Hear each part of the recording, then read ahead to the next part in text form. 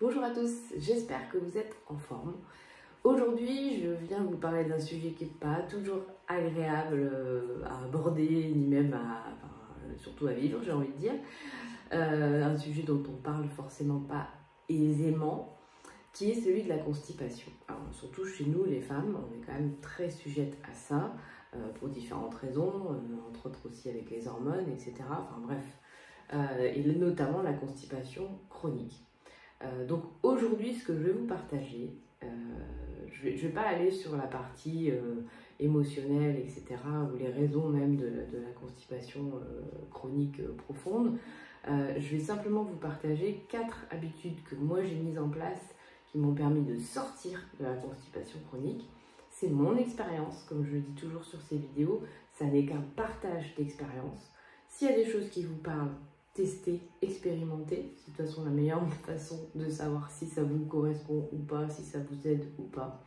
Voilà, c'est toujours apprendre avec beaucoup de recul et d'écouter, parce que c'est notre corps qui sait avant tout, et vous allez le voir dans les anecdotes que je vais vous partager, c'est notre corps qui sait, pas notre tête. Donc je vous invite, pour toutes les vidéos que je fais, à les écouter avant tout avec votre corps et à ressentir ce qui se passe dans votre corps quand vous entendez ma voix, quand vous entendez les sujets dont je parle, pour savoir ce qui pourrait vous aider et ce dont vous avez besoin maintenant.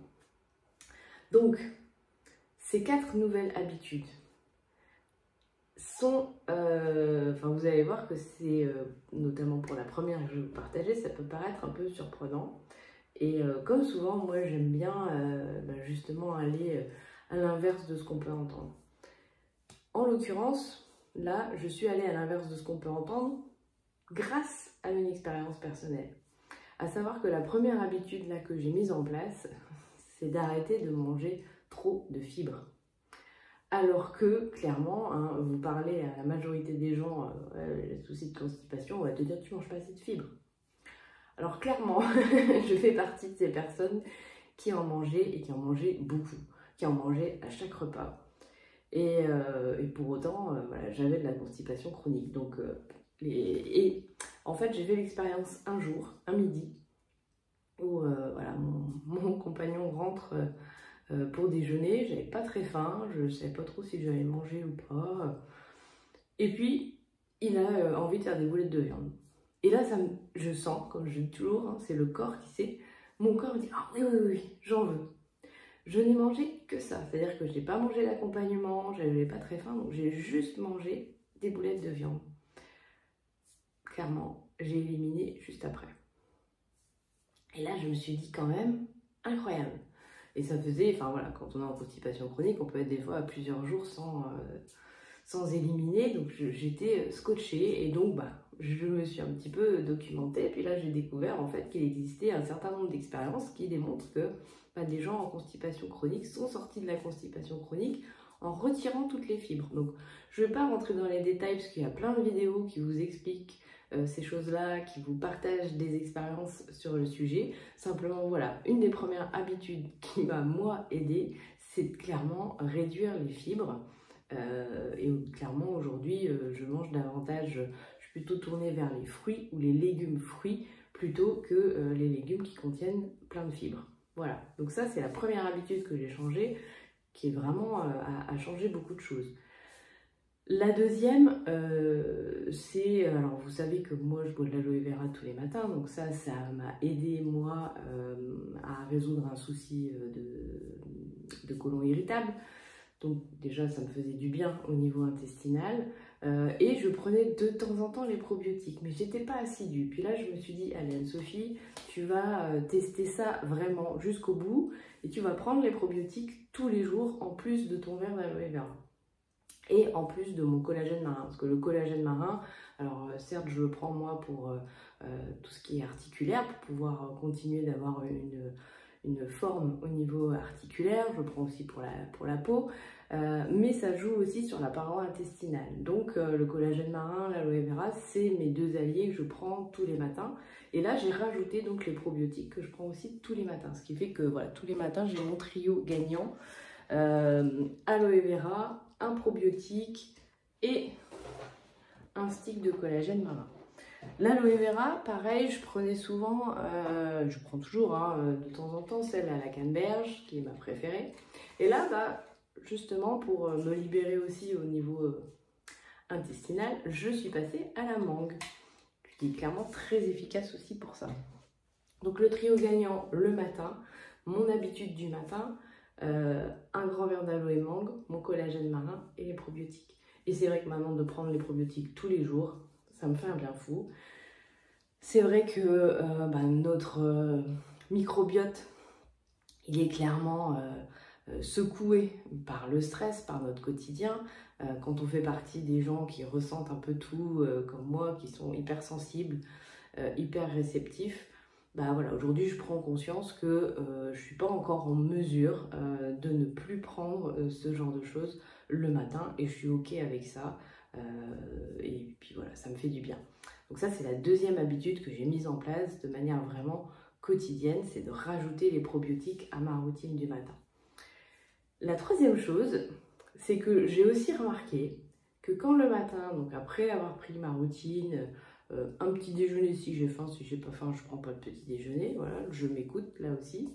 Pour ceux qui ont vu la vidéo, et tu fais pour jeûner ou pas, moi j'ai une flèche de la digestion à droite, donc clairement, je dois vraiment réapprendre à écouter ma faim et à manger uniquement quand j'ai faim, ce que j'arrive mieux à faire après une détox notamment.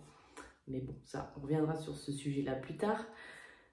Dans tous les cas, le matin, donc après ma routine, après avoir pris mes compléments, je prends le temps de me poser, soit à mon bureau, soit dans le salon, mais j'aime bien en général me poser à mon bureau, regarder mes mails, regarder un petit peu les réseaux sociaux, mais voilà, je prends le temps de me poser et de ne pas être dans forcément le mouvement après avoir pris ma routine et parfois après avoir fait ma séance de sport, mais toujours dans la matinée, vers entre 9h et 10h, voilà, de prendre ce temps de se poser.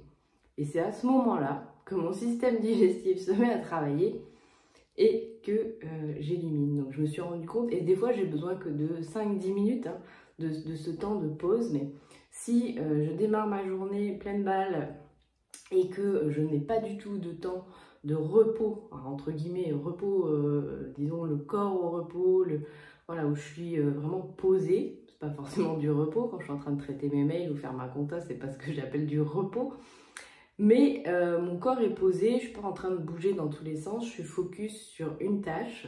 Et bien quand je fais ça, quand je prends le temps de faire ça 10-15 minutes le matin, ça m'aide à éliminer. Que si je vais faire une matinée complète, partir à droite à gauche de 7h du matin à midi, c'est sûr que dans la matinée, j'éliminerai pas. Donc voilà, c'est un constat que j'ai fait. Donc bah, je prends le temps maintenant, enfin, dans la mesure du possible. Il y a des fois où je peux pas, bah, c'est pas grave, mais voilà. Et la quatrième habitude, c'est que j'ai repris le footing. Et ça m'aide aussi énormément. Faut savoir que la constipation chronique, ça peut aussi être justement, alors, dans un cas, la difficulté à se détendre, à lâcher prise, clairement. Ce que moi, le footing m'aide. Et ce petit moment de détente dont je vous ai parlé juste avant. Et puis, il y a ce qu'on appelle le péristaltisme. Pas facile à dire, mais voilà, le fait que voilà, l'intestin travaille. Et ça, clairement, moi, le footing, ça m'a toujours aidé. Je me souviens d'avoir eu ces soucis-là aussi. J'avais une vingtaine d'années. J'ai fait plein de choses. J'avais fait plein de traitements. Rien ne fonctionnait.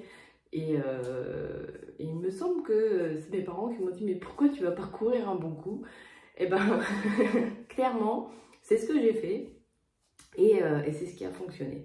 Et donc, quand j'étais plus jeune, je courais régulièrement. Je faisais du footing régulièrement. Alors, c'est de l'endurance fondamentale, c'est-à-dire que c'est vraiment très très lent. Je vais pas me tuer à la course à pied. L'idée, c'est que ça reste un plaisir.